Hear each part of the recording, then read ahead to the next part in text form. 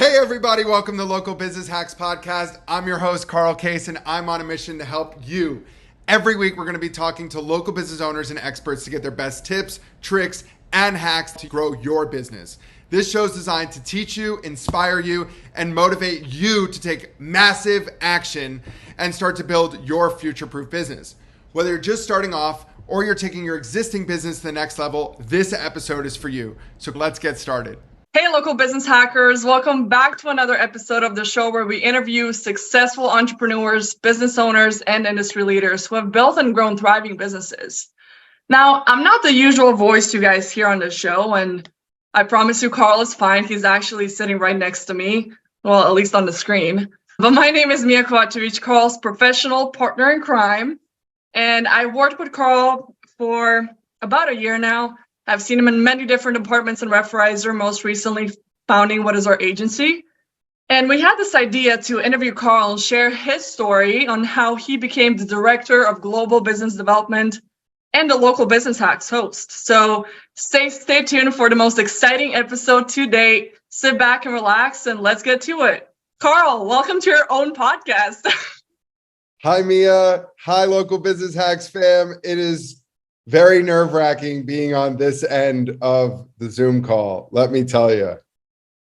Well, Carl, I am, and everybody here is super excited we're doing this and introducing you to our listeners. And I believe we're going to uncover some exciting insights and industry tips, as well as get to know your interesting and inspiring background on how you got where you are today. So the most famous question is, Carl, you don't obviously become a global head of business development for the largest marketing automation software company like Referrizer overnight.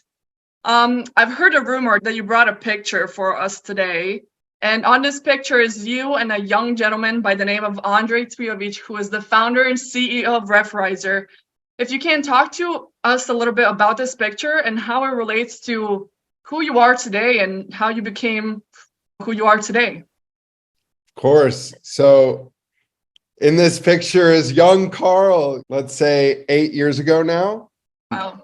I had met Andre through my father, who's to the left of me in this picture, for those of you watching this on YouTube. And for those of you that haven't watched on YouTube, head to Local Business Hacks podcast on the Referrizer channel on YouTube and watch. But my dad had actually met Andre at a networking event locally in South Florida. And Andre was talking about an email marketing automation company that he had. And my dad goes, "You're nuts. Texting is a thing of the future. My son's sending texts for these college parties that he's throwing at Alabama." And I had built text databases of 50,000 students across 12 universities. And I was able to really control where students went based off of free drinks or what artist was playing. It was awesome. But I got to meet Andre, and right out of college, I actually started in the call center of Referrizer, which just goes to show that anybody can grow, especially inside of our organization. But I started off in the call center using our dialer and making 150 to 200 calls a day. And that didn't last very long. I was a savage on the phone. I had never done phone sales. I really was just thrown into the fire, had some great guidance from our team. And I was like, I want more. So more presented itself. I was introduced to Dave, who's now and was our VP of sales. Shout out to Dave. Hi, Dave. I passed the closer's exam and I started being a closer, where I had our call center where I previously was booking calls onto my calendar, and I still wanted more. Years later, I moved to Austin, Texas, and got into the credit card processing space, which presented so many amazing opportunities with working with some of the largest brands in the world. And that picture I just showed you, that was a senior VP at Apple and Office Depot, and just really getting into enterprise sales, which, coming back and moving from Austin back to Boca, I started trying to catch some whales. And fast forward today, Referrizer supports brands in 78 countries, 10 time zones. We have employees and staff members and owners of our organization in 12 countries. So I'm buckled up, ready for this ride, and it has been incredible. And I'm so blessed to be on this other side of the camera and speak to you all. Awesome. Well, congratulations, Carl. I don't just know you on a professional level, I know you on a personal level as well. And all the people who know you behind the scenes can tell you that you're very passionate and very even inspiring and educational to not just the employees, friends, but clients as well. So, with the title that you hold as the Global Director of Business Development, what are some challenges that your clients face before working with you and the team? And how do you help them overcome those? Or in your language, how do you educate them to overcome those? Yeah, so I think if we really look at what I've been able to do and what our team does, not me, but everybody in the background, our 100 employees all over the place, to think that the average consumer on our end had 8 to 12 different softwares that were not connected, not speaking to one another, not able to measure results. And then we come in with this incredible technology called Referrizer and clean sweep these 12 techs all into one, speaking to MindBody, speaking to Club Ready and each of their systems, so that when you log in, you get a bird's eye view of exactly what our system's doing for you and what's actually happening from a monetary and data perspective inside your business. And I have to interrupt you here for a second, Carl. I'm sorry. But for those listeners that don't specifically know what Referrizer does and who Referrizer is, can you just tell us in a 30-second elevator pitch who is Referrizer? Yeah, I don't even need 30 seconds. We are a referral marketing software that automates hundreds of processes inside of your business so that you can be on top of data and make data-driven decisions and leverage the network of Referrizer all over the globe so that our platinum team can show you, based on our data, what we suggest that you do.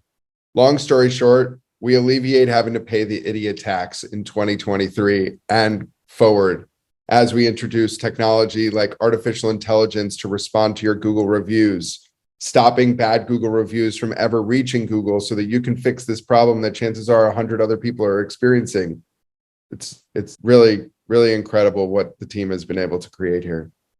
So anywhere from lead generation to conversion to maximizing referrals and reviews and retention, it sounds like Referrizer is all-in-one marketing solution for not just small businesses out there, but medium to enterprise-sized businesses. Hop on YouTube, type in Carl Case, Referrizer, go to my channel, see all the testimonials of customers I've been able to be hands-on with, and go to Referrizer and see it for yourself. There's a reason that we're growing as we are, and referrals are the best compliment we can ever get. And you did your part, and we're growing even more rapidly because we have Carl. Now, shifting gears a little bit, let's talk about the podcast, Local Business Hacks. What are some of your favorite hacks or stories that successful people on this show have shared? And have you personally implemented some of them in your own life or career? Yeah. So the first one that comes to mind is that I have like a local business hackers club, I call it, where I tranche it in 3 different categories. I got the 4 a.m.ers that are up at between 4 and 5 a.m. And most likely the 4 a.m.ers, a majority of them are up before 4:30 in the morning. So first off, shout out to all you 4 a.m.ers. I'm trying, I'm not there yet, but I am staying up later and being productive thanks to my biocharger. Shout out to Jim and the team at Biocharger. But I have 3 categories, and it's what has taught me the most incredible morning routine that I am so happy to share with you all. But I have these groups of individuals that wake up at 4 in the morning, 5 in the morning, and then I have the occasional 6 a.m.er. Not knocking you 6 a.m.ers, but let me tell you what, since implementing the 5 a.m. wake up, we're in, I think, month 8 of doing this. My days are so kick-ass that I feel like my first call at 8 in the morning on Thursdays is, I'm like at lunchtime. I'm ready. I am have accomplished everything that I needed to do before the day has even started for most people. So my number one hack that I have learned from other people is wake up at 5 a.m. That time allows you to really be with yourself, be with the stillness, be with the silence, and set your day up for the most beautiful success. Another hack that I've learned is from our CEO and Chief Energizing Officer, just to clarify that, people, how exciting is that your founder is CEO, Chief Energizing Officer, and he does stay true to that. So thank you, Andre, for being an inspiration. But take a cold shower. Cold showers are the best way to be in a peak state and really get excited. Your body also reacts differently. Now you see all these programs like cold plunges and cryotherapy and all these brands that we support, but definitely cold showers. And then the third hack that I've learned from others is to read all the time. I used to read, being honest, 1, maybe 2 books a year for the last 30 years, at least since I could read. And since being the host of the podcast and asking everybody about their favorite books, I've been blowing through about, I would say, 4 to 6 books a month, which has really allowed me to see new things from other people's views and understand that my journey isn't truly that unique and there's guidance that I could seek from other people. So to give you guys some of those books, number one book for any marketer that's out there is Building a Story Brand by Donald Miller. Unequivocally a must read. Then another favorite of mine is $1 Million Offer by Alex Hormozi. And I would say my third must read book, if you guys haven't read any of these, would be Buy Back Your Time by Dan Martell.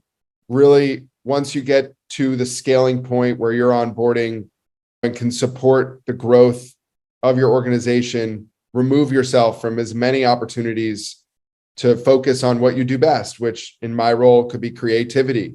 And really, your time is so valuable. There's only so much time in the day. Wake up at 5 a.m. It's life-changing. And yeah, those are my hacks. Awesome. Thanks for sharing. And I must add, I've heard people saying, hey, I've read 30 books this month or 40 books this year or whatever it might be. But no matter how many books you read, even if it's just one book a month, implement those things that author is asking of you to do in that book. Don't just go through the motions and read through it, but really take that massive action, especially if you're reading somebody like Building a Story Brand by Donald Miller. There's a lot of action items in there. And a lot of us, most of the time, just skip through those action steps. I'm like, okay, I read a book. Hey, I read 4 books, right? But in my opinion, even if you read 1 book a year, but that book changed your life, I think that's kind of like building on top of what you said, plus hack on to maximize your time and what you're reading. So thank you, Carl. My next question is, I know you're a big advocate of Google, and I want you to talk a little bit about how to take advantage of the biggest storefront globally out there, which is Google. But my question is, what are some of the common mistakes that you see businesses in our industry, which is health, wellness, and fitness? What do those businesses make when it comes to marketing and lead generation? And what advice would you give to them?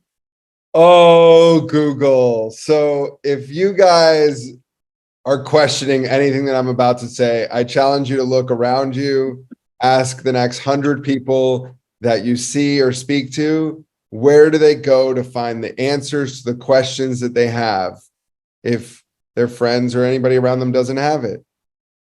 You know, I've asked this question now probably over thousands of times, and the answer is always Google, except I have had one person say Pinterest. Okay. I have had one person recently say ChatGPT. And other than that, they said they don't trust anyone. I've had some interesting answers, but really only 3 people out of thousands have said anything other than Google. So here's what I teach everybody. I say, we're going to go to our Harvard marketing degree from the Alabama guy.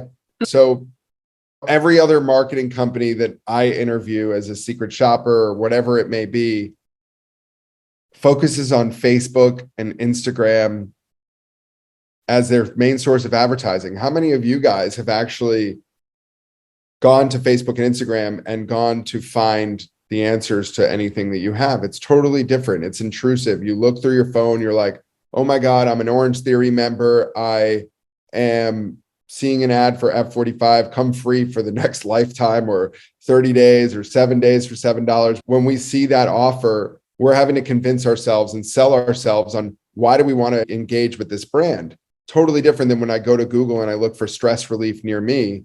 And I see that kickboxing is the greatest tool in 2023 to kick stress and anxiety to the curb. I've now educated a consumer that wasn't thinking about kickboxing to now think about kickboxing, give you a try. You show them that you do beat stress, anxiety, and all of their issues. When they come in, they feel alleviated by the time they're done. They're going to stay with you forever. You create a raving fan. You create somebody that's referring 10 plus people through your business a year and staying for you for a lifetime. So your average attrition of 3 months now goes through the roof to a number that we can't even measure today, because the members that we've generated over the last 3.5 years of the agency are still there. So Google's my favorite thing. If I was to say the first most important thing is make sure your Google My Business page is updated. There's no longer a Google My Business app on your phone. You do it through Google Maps, sign in on the Gmail that or whatever email manages that business profile. And you'll find business section under Google Maps on your phone.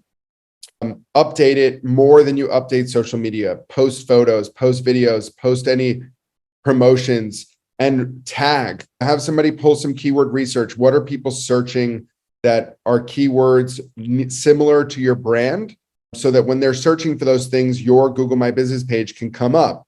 An example of that would be a good friend of mine, Hector Morales, Elements Massage Pinecrest. You look for a massage in Pinecrest, Florida, and Elements Massage's business page pops right up because he has the newest, best, most reviews. We've coached him through how to answer those reviews, and it's free advertising. If in this world of cost per leads and pay per click and search engine optimization, SEO is your number one investment. Google's going nowhere. We've used it for the last 20 years. We're going to use it for the next 20.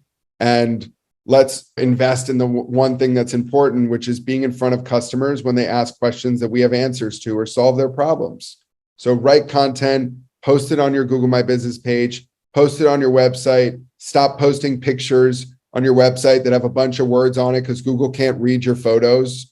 And if you own a small business or even a business like some of our customers, Exponential Fitness, 2,600 open locations across the globe, you have got to be writing all the time. So challenge your franchisees, challenge yourself, get on the computer, write 300 words a day or a couple days a week, and watch what that does for your business. If you post that on your website and Google's reading your website, people are going to drive to that website. So it's no longer just something pretty that you invested in. Todd Harley, CEO of Wirebuzz, was on here a couple months ago, and he said how many people are their websites like so pretty that they want to show you so bad that they should frame it on their wall. Well, that's amazing, but it doesn't drive any revenue to your door. So quit just investing tens of thousands of dollars in these beautiful websites if they don't function.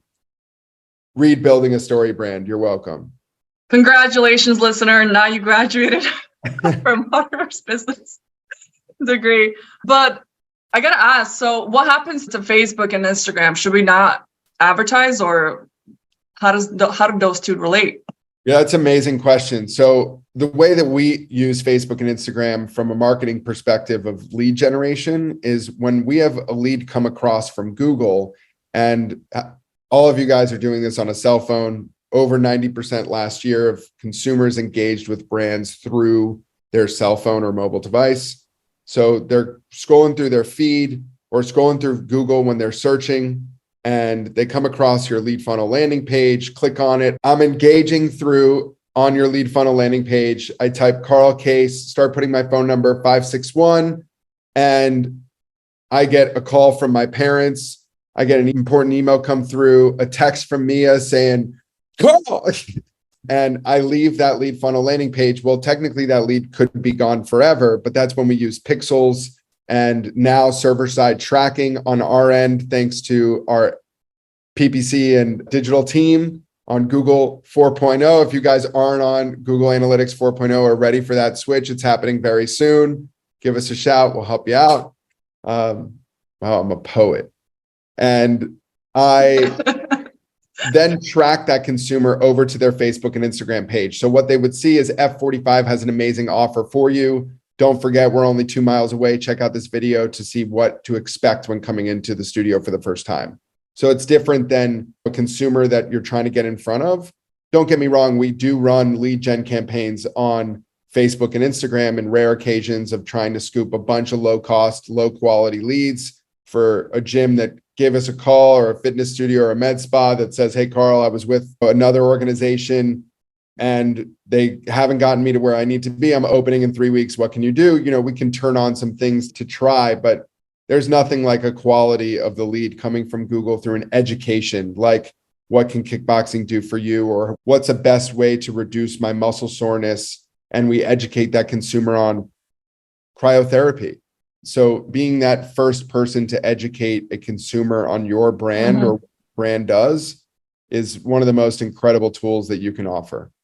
So there was a lot of hacks in there, and I'm sure our listeners appreciate it. I do too, but shout out to our listeners. So obviously we have listeners that are business owners, franchisees, franchisors, but also people that are trying or thinking of starting their own business. So everything that you covered a minute ago, what are 2 things that you can pull out that people should know or do right now to reach success faster? Marketing, business, whatever that might be. Yeah, so I think your tech stack is your most important tool outside of grassroots marketing. And why is that? Your tech stack is really what your business thrives off of. And when I say thrives, I mean, if you're running in a scheduler that is a handheld pamphlet and your clients can't schedule automatically with you, and you don't have more opportunities for your customers to engage in different formats, whether that be web, mobile, talking to you on the phone, engaging through social, engaging through a chatbot on your website, whatever it may be to engage with that customer and support them in their journey that they want, is imperative. We're in a world today where we support thousands of brands and can leverage the data across those thousands of brands to truly make decisions based on historical data of over 10 years in this space. I think competition is the most healthy thing that exists in this world. A perfect example of that is, what if AT&T owned all the phone bills in the world? You know, we'd all be paying 10 times more for those things, and what would really challenge AT&T to innovate. So our competition in this space has challenged us continually to innovate and provide more value to our consumers. And with that, I would say, to answer your question in full, what can a consumer do, or somebody that is in any facet of their business? Hone in on your tech stack and have experts support you, whether it's Referrizer or your local business coach or someone that you meet at a networking event, which ties into my second idea of grassroots marketing. Get yourself out there in your community as much as humanly possible. Go to BNI, go to local chamber events, engage with everyone in the shopping plaza or within 5 miles of your business. It's knowing your neighbors, supporting other businesses is the most important thing that you can do. Even if they don't engage with you immediately, continuing that relationship so that they think of you when your service or product is available and ready for them. It's the best tool that I can give you is get out there and make a name for your face and for your organization. Everybody go to local-business-hacks.com and go to Carl's podcast, and you'll see all the hacks in writing written on our website, because this is a lot and this is really valuable. But Carl, going back to you, and I wanted to ask this question forever. If you could give your younger self one piece of advice regarding, it can be your career or just life in general, knowing what you know now, what would that advice sound like? You know, I would say to spend my time on both things that make me money and things that I'm passionate about, and be able to make money through things that I'm passionate about. So the way that I've applied that in my life now is I'm heavily involved in 12 animal shelters all over the globe. And it brings me so much joy anytime that we can save a dog, anytime that can save an animal or bring them off the street, supply food. And my passion project is that. And if I was able to do that sooner, didn't matter if I had money to spend on those things, but giving my time to things that really, really drive this beauty inside of me and investing in myself. We spend all of this time investing in things. And at the end of the day, the experiences are the most beautiful opportunity. And invest in yourself, whether that be sitting in a cryo tank, getting an IV drip, getting a massage or a facial, or going on that boat, going fishing. Invest in yourself and not the things. So that would have been the number one thing that I would have loved to really smack myself in the head and say, invest more in those things. And since doing that about 5 years ago, I am the happiest man in the world. I am so grateful every day. I thank the world and the universe for this gift, and to have a team around me that really supports me. Love you guys, Referrizer. We love you too, Carl. So go out there, be open-minded, don't be scared, and just do you. Experience the world. Your passions will come along. And as soon as you experience the world, as soon as you'll live more life in passion. I would say be comfortable with being uncomfortable. That's my number one personal hack, is live in the uncomfortable to where that is your comfort zone. It is the greatest tool that I've ever been given. That's how we grow. I 100% live by that. I'm so glad you mentioned that on here. Carl, everybody can see and hear or feel your energy, even just listening to you, right? I'm wondering, where does all of this energy come from, and what do you do to stay motivated and excited to come to work every day and say, happy Monday, happy Tuesday, happy what? Like, you're always full of energy, full of positive vibes. Like, where does all of that come from? And what can you tell our listeners to be more like Carl? Yeah, so I would say that it comes from the little wins. And those little wins are the number one motivating tool for me daily. And that is celebrate everything. Celebrate waking up in the morning. Celebrate being able to drink water out of the faucet. Celebrate, having something to drink out of and not worry. If you really look back even 100 years ago, people were fighting for everything that they had, depending on where you are in the world. Mia's joining us today from Serbia, where look at Yugoslavia and what happened, exactly where Mia is today.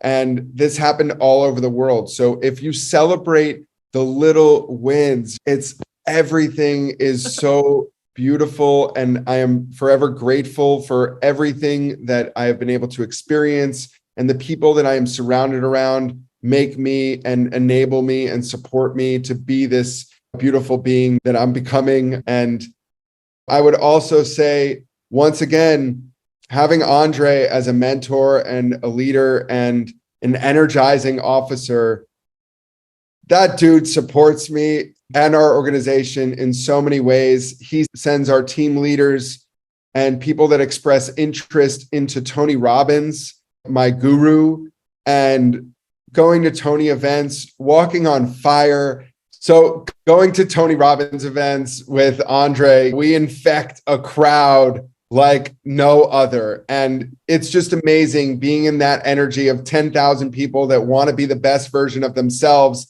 and having this power force where everyone attracts over to us dancing. And it's contagious. So shine and be the light that you want to be, and you'll attract so many other people like you that the universe is just, it's incredible. I just have to say, working alongside you for the past year and Andre for the past 3 years, I feel, and the whole team, I feel so inspired by you guys and blessed, and like I've learned so much. And not just, I don't feel just that constant support, but also constructive criticism, right? And being comfortable with being uncomfortable and growing and learning. And I just thank you so much for sharing, Carl. Lastly, is there anything that I should have asked that I didn't ask? Please let me know. Yeah. So Mia, the number one thing that I would like to really emphasize is the entire team that's behind this podcast and behind the things that we sell and the promises that we make and keep. So just want to say thank you to the entire Referrizer team, the local business hacks team, and everybody from our board of trustees and members and people all over the globe that have been supporting Referrizer for the last 11 years. I was Referrizer employee number 1 with a Referrizer shirt that I took myself to get stitched because I believed in the brand so much. And it's a testament to where we're growing, where we're going, where we've been, and how we continue to innovate and be the number 1 marketing automation software on the planet. So shout out to everybody all over the globe and our listeners all over the world now. That is so crazy to hear and say. And Mia, thank you for putting me in my uncomfortable comfort state of doing this, where I started off this podcast drenched in sweat. And I am now comfortable because you led me through this amazing journey. So thank you. And be sure to check out this next episode with me as your host. Thank you, girl, for sharing your story, insights, and expertise with us today. And to our listeners, like Carl said, see you on the next episode. And thank you for tuning in to our podcast. Make sure to subscribe, like, and share. And we'll see you on the other side. Bye-bye. Thank you so much. That's it for this week's episode. I hope you found it helpful. Be sure to head over to our site, local-business-hacks.com, to check out the show notes and send me questions or ideas for future episodes. If you want to grow your business, just like the people you've heard from here, follow Local Business Hacks Podcast and tune in for new tips, tricks, and tactics. Until next time, thanks for listening and keep hacking.